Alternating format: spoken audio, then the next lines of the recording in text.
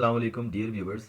आज की इस मुख्तसर सी वीडियो में हम एफबीआर की जानिब से जो ओवरसीज़ पाकिस्तानीज़ हैं, नाइकॉप होल्डर हैं या पीओसी होल्डर हैं, उनको जो टैक्स एग्जेम्पशन प्रोवाइड की गई है विद रिस्पेक्ट टू सेक्शन 236 के एंड 236 सी, यानी कि purchase of property and sale of property पे जो एग्जेम्पशन प्रोवाइड की गई है ओवरसीज़ पाकिस्तानियों को, आज की इस वीडियो में इसको डिस्कस करेंगे।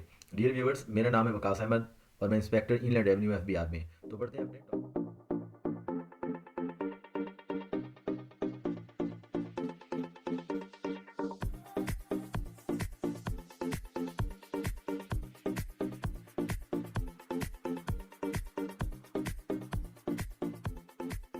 एफबीआर में तो बढ़ते हैं अपने टॉपिक की तरफ।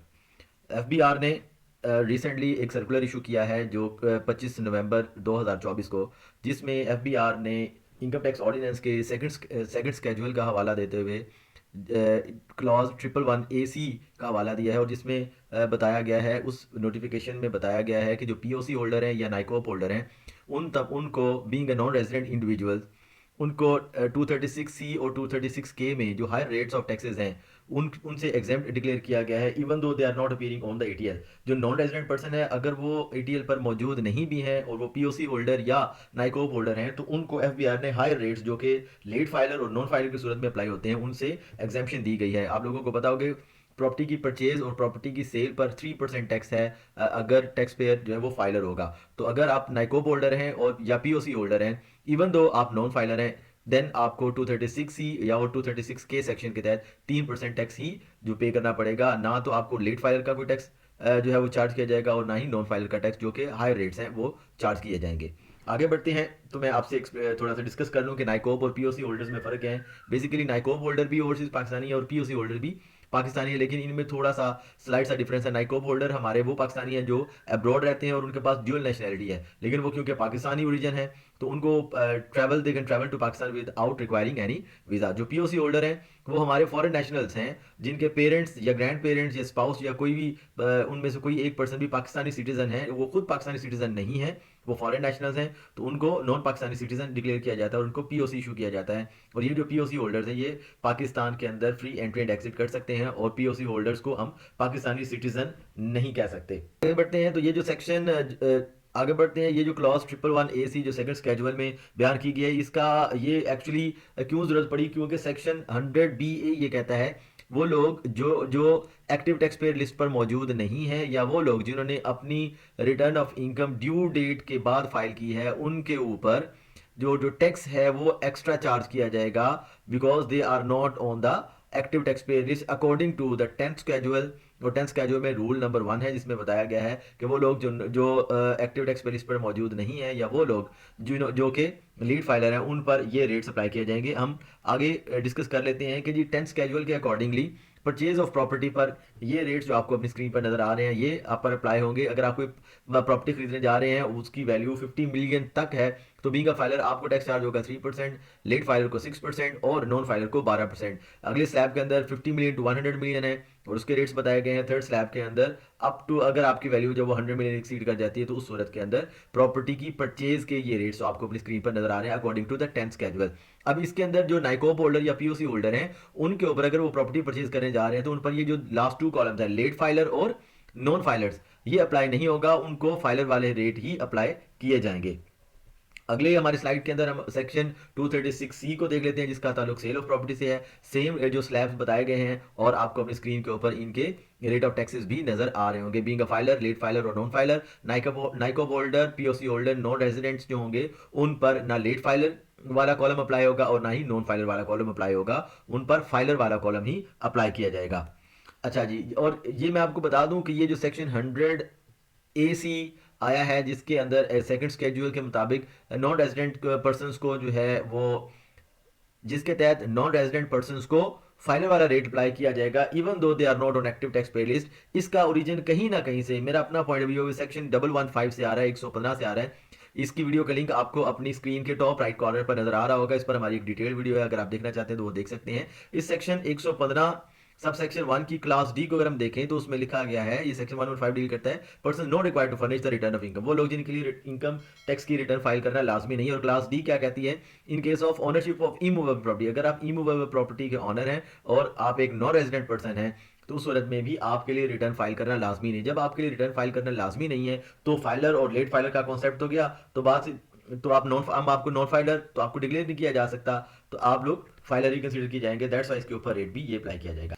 अगर आप एक नॉन रेजिडेंट पर्सन हैं और प्रॉपर्टी को सेल करना चाह रहे हैं, परचेज करना चाह रहे हैं, तो जैसे मैंने आपसे अभी डिस्कस किया, तो आपके ऊपर ना तो लेट फाइलर के रेट्स अप्लाई होंगे, ना ही आपके ऊपर नॉन फाइलर के रेट्स अप्लाई होंगे। आप पर जो रेट अप्लाई होंगे वो फाइलर्स वाले अप्लाई होंगे। लेकिन इस एग्जाम्पशन को क्लेम करने का एक ड्यू प्रोसेस है, उस ड्यू प्रोसेस को आप फॉलो करेंगे तो उसके अकॉर्डिंगली आप जो पेमेंट है वो फाइलर वाला रेट आपका अप्लाई होगा in case of section 236C and in case of section 236K। तो प्रोसीजर क्या है? Non resident person must upload their POC और एन नाइको while creating the CPR in the IRS system. जब आप आईआरएस सिस्टम पर CPR या पीएसआईडी कर लें, जब आप पीएसआई सीपीआर या पीएसआईडी जब आप क्रिएट कर रहे होंगे तो आपको अपना पीओसी या नाइकोप जो है वो अपलोड करना होगा। नंबर 2, जब आप अपनी पीएसआईडी क्रिएट कर लेंगे तो आप पर एक प्रोविजनल जो पीएसआईडी जो है वो आपको जनरेट होगी, आपको इशू होगी, और वो पीएसआईडी ट्रांसफर होगी concern chief commissioner inland revenue जो रीजनल ऑफिस को हेड होते हैं उनके पास, और वहां से वो फ्लोट होकर जाएगी कंसर्न कमिश्नर के पास। और वो जो कंसर्न कमिश्नर है वो उसको वेरीफाई करेंगे आपके नॉन रेजिडेंट स्टेटस को। जब आप पीएसआईडी क्रिएट कर रहे होंगे तो आप उसके साथ अपनी नाइकोप या पीओसी कार्ड अटैच करेंगे पीडीएफ फॉर्मेट के अंदर, उसके साथ साथ आप अपना पासपोर्ट अटैच करेंगे। जब वो एप्लीकेशन कमिश्नर के लॉगिन में आएंगी तो वो कमिश्नर इनलैंड रेवेन्यू चेक करेंगे कि क्या वाकया ही।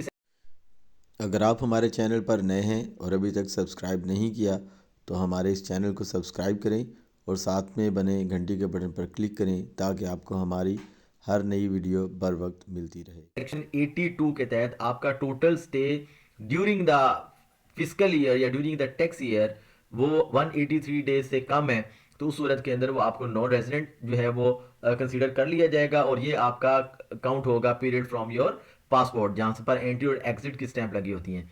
तो सीसीआईआर या सीआईआर जब इस चीज़ से सेटिस्फाई हो जाएंगे कि आपका status according to section 82 during the tax year non resident ही है, तो आपको विद इन 1 वर्किंग डे आपको वो एग्जामेशन जो है अलाउ कर दी जाएगी। जब आपको एग्जामेशन अलाउ की जाएगी तो आपको उसका अप्रूवल का ईमेल भी आएगी और उसका एसएमएस भी आपको रिसीव हो जाएगा।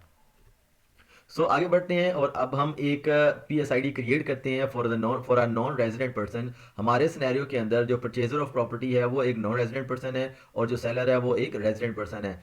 सेलर क्योंकि फाइलर है तो उसके ऊपर टैक्स का रेट जो है वो 3% अप्लाई होगा, और जो हमारे पास परचेजर है वो एक नॉन रेजिडेंट पीओसी होल्डर है, तो हम चाह रहे होंगे उनको उनकी जो सीपीआर क्रिएट हो या पीएसआईडी क्रिएट हो वो भी 3% टैक्स पे एग्जेम्पशन जो अवेलेबल है उसके अकॉर्डिंगली ही उनकी पीएसआईडी बने। तो बढ़ते हैं अपने कंप्यूटर स्क्रीन की तरफ, लेकिन उससे पहले पीएसआईडी क्रिएट करने से पहले मैं चाहूंगा कि आपको पता होना चाहिए कि जब आप पीएसआईडी क्रिएट करने जा रहे हैं तो आपके पास कौन कौन सी इंफॉर्मेशन मौजूद हो। नंबर 1, आपके पास जो रजिस्टरिंग अथॉरिटी जो आपका विदहोल्डिंग एजेंट होगा उसका एनटीएन या एफटीएन होना चाहिए। देन सेलर की कंप्लीट डिटेल होनी चाहिए, सेलर का सीएनआईसी, सेलर का स्टेटस, सेलर की उस प्रॉपर्टी के अंदर ओनरशिप का शेयर कितना है, वो नाइकोप होल्डर है, पीओसी होल्डर है या सिंपल सीएनआईसी होल्डर है। सिमिलरली हमारे पास परचेजर की भी डिटेल्स सेम अवेलेबल होनी चाहिए। Then particulars of property, property कितना रकबा है, वो रेजिडेंशियल है, कमर्शियल है, एग्रीकल्चरल है, और उसका कितना आपका वो उसका अगर वो कमर्शियल है तो उसका कवर्ड एरिया कितना है, आप उसको उसका एड्रेस क्या है, वगैरह वगैरह। Similarly value of the property, आप जो प्रॉपर्टी सेल परचेज करने जा रहे हैं, जो डॉक्यूमेंट बनने जा रही है, रजिस्टर्ड डीड बनने जा रही है, उसके अकॉर्डिंगली डीसी वैल्यू या एफबीआर रेट्स के अकॉर्डिंगली उस प्रॉपर्टी की वैल्यू क्या बनती है, ये चीज़ें होनी चाहिए। और आपके पास पीडीएफ फॉर्मेट के अंदर आपका पीओसी या नाइको और आपका पासपोर्ट होना चाहिए जिसको आप पीएसआईडी क्रिएट करते वक्त अटैच करेंगे। तो बढ़ते हैं अपने कंप्यूटर स्क्रीन की तरफ और देखते हैं कि किस तरह से हम एक पीएसआईडी क्रिएट करेंगे। डियर व्यूअर्स, हम आईआरएस की जो एफबीआर का पोर्टल है उसकी वेबसाइट पर जाएंगे irs.fbr.gov.pk, और इसमें जाने के बाद यहाँ पर ऊपर एफबीआर ने एक नया ऑप्शन दिया है ई पेमेंट का, इस पे क्लिक करेंगे। जब हम इस ई पेमेंट वाले सेक्शन पे क्लिक करते हैं तो हमारे पास ये एक हमारे पास होम स्क्रीन आ जाती है। इसमें लेफ्ट साइड पर जाएं तो टैक्स ऑन इमूवेबल प्रॉपर्टी पे जब जब क्लिक करेंगे तो हमारे पास ये एक फॉर्म ओपन होगा। इस फॉर्म के अंदर सबसे पहले हमारे पास जो ट्रांसफरिंग अथॉरिटी है, रजिस्टरिंग अथॉरिटी, विदहोल्डिंग एजेंट है, उसकी डिटेल होगी। मैंने डेटा अपने पास एक जगह पे कलेक्ट कर लिया है ताकि हमें हमारा टाइम मैक्सिमम सेव हो सके। एनटीएन डाला, जब हम एनटीएन डालेंगे तो उसको सर्च करेंगे तो उसका स्टेटस आ जाएगा। उसके बाद आप कौन से सेक्शन की पीएसआईडी क्रिएट करना चाह रहे हैं, किस सेक्शन की आप हम क्योंकि बीइंग हमारा जो परचेजर है वो नॉन रेजिडेंट है, हम सेक्शन 236 के की PSID क्रिएट करना चाह रहे हैं, ये डिटेल प्रोवाइड करेंगे। तो नीचे हमारे पास पर्टिकुलर्स ऑफ बायर्स हैं। बायर हमारा एक नॉन रेजिडेंट पर्सन है, उसका रजिस्ट्रेशन टाइप जो है वो एक नाइकोप होल्डर है, और उसका जो CNIC नंबर है वो ये है। कैप्चा आएगा, कैप्चा आप ऐड करेंगे, कैप्चा ऐड करेंगे, सर्च करेंगे, उसकी पर्टिकुलर्स आ जाएंगे, जिन परसेंटेज शेयर वो इस प्रॉपर्टी में कितने परसेंट का ऑनर है, ये क्लिक करेंगे। तो अब हम चले जाएंगे नेक्स्ट पे क्लिक करेंगे तो सेलर की इन्फॉर्मेशन है। सेलर हमारा एक रेजिडेंट पर्सन है, उसका CNIC नंबर हम यहाँ से कॉपी करेंगे, CNIC है, पेस्ट करेंगे।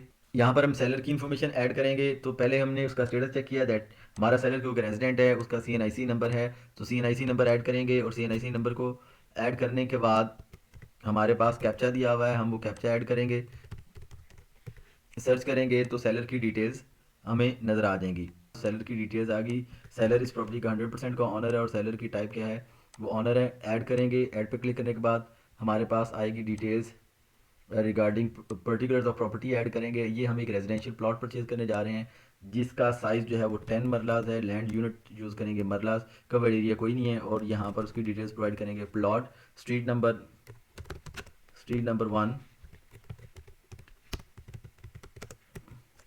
और यहाँ पर उसका सेक्टर या मोहल्ला ऐड करेंगे। खसरा खेवट आपके पास है तो ठीक है, नहीं है तो ज़रूरी नहीं है। उसके बाद प्रोविंस पंजाब आ गया हमारा, डिस्ट्रिक्ट आ गया हाफिज़ाबाद, अथॉरिटी आ गई हमारी, तहसील और RTO आ गया गुजरांवाला। अच्छा जी, आगे हम गए तो नेक्स्ट टाइम हमारे पास है value of property and competition. यहाँ पर जब हम आए तो पहले ही उसने कहा कि जी 111AC के मुताबिक, क्लॉज के मुताबिक क्या हम एलिजिबल हैं फॉर ATL रेट्स। येस, हमने इस पर क्लिक किया बीइंग अ नॉन रेजिडेंट। और प्रॉपर्टी की वैल्यू जो हम परचेज करने जा रहे हैं वो 22 लाख है। उसमें शेयर वैल्यू भी हमारी, क्योंकि सोल एक अकेला पार्टनर हूँ तो वो किया, तो सिस्टम ने ऑटोमेटिकली 3% जो रेट है वो यहाँ से उठा लिया। अब हम आगे चलते हैं तो आगे हमारे पास आती है अटैचमेंट पे आएंगे तो यहाँ पर अटैचमेंट के ऑप्शन में आएंगे तो यहाँ पर चूज़ फाइल का ऑप्शन दे रहा है, PDF फॉर्मेट ओनली। तो यहाँ पर हमारे पास नाइकोप और पासपोर्ट पड़ा हुआ है, तो हम इनको अटैच करेंगे। एक ही PDF फाइल के अंदर बनाकर हम इनको अटैच करेंगे। अटैच करने के बाद जब हम इसको सेव करेंगे तो हमें वो जो ऑप्शन हमारे सामने आ रहा, do you want to generate PSID, तो अब यस करेंगे तो हमारी PSID जनरेट हो जाएगी। और यहाँ पर ये नोट हमारे पास लिखा है, this PSID shall be payable after due approval from the concerned tax officer. तो जब वो अप्रूवल आ जाएगा उसके बाद आपने इस PSID की पेमेंट करनी है। जब इस PSID की पेमेंट करेंगे तो उसके बाद आप अपनी ट्रांजैक्शन जो है वो कर सकेंगे। तो आज की इस मुख्तसर सी वीडियो के अंदर हमने कम से कम वक्त में ज़्यादा से ज़्यादा चीज़ों को अंडरस्टैंड करने की कोशिश की। अगर आपको हमारी वीडियो अच्छी लगी हो तो हमारे इस चैनल को सब्सक्राइब करें, शेयर करें और घंटे के आइकन पर क्लिक करें ताकि आपको हमारी नई वीडियोस बर वक्त मिल सकें। आपसे मुलाकात होगी अपनी नेक्स्ट वीडियो में। आपकी कोई क्यूरी हो, क्वेश्चन हो, कोई फर्दर डिस्कशन हो तो हमारे साथ जरूर डिस्कस करें, कमेंट्स बॉक्स में अपनी राय का इज़हार जरूर करें। टिल देन, अल्लाह हाफिज़।